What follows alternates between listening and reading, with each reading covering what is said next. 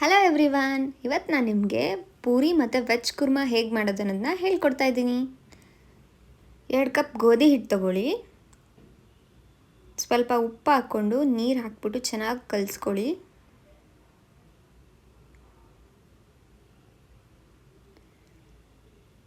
ಕಲಸಾದ್ಮೇಲೆ ಮೇಲ್ಗಡೆ ಸ್ವಲ್ಪ ಎಣ್ಣೆ ಹಾಕ್ಬಿಟ್ಟು ಒಂದು 20 ನಿಮಿಷ ಸೈಡಲ್ಲಿ ಎತ್ತಿಡಿ.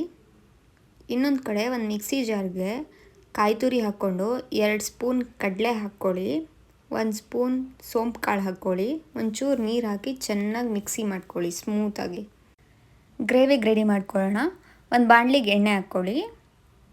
ಚಕ್ಕೆ, ಲವಂಗ, ಏಲಕ್ಕಿ, ಚಕ್ರಮೊಗ್ಗು ಮತ್ತು ಪಲಾವ್ ಎಲೆ ಹಾಕ್ಕೊಳ್ಳಿ.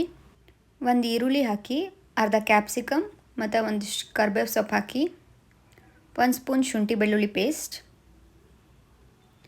2 ಹಸಿಮೆಣಸಿನ್ಕಾಯಿ, 1 ಟೊಮೆಟೊ ಹಾಕಿ,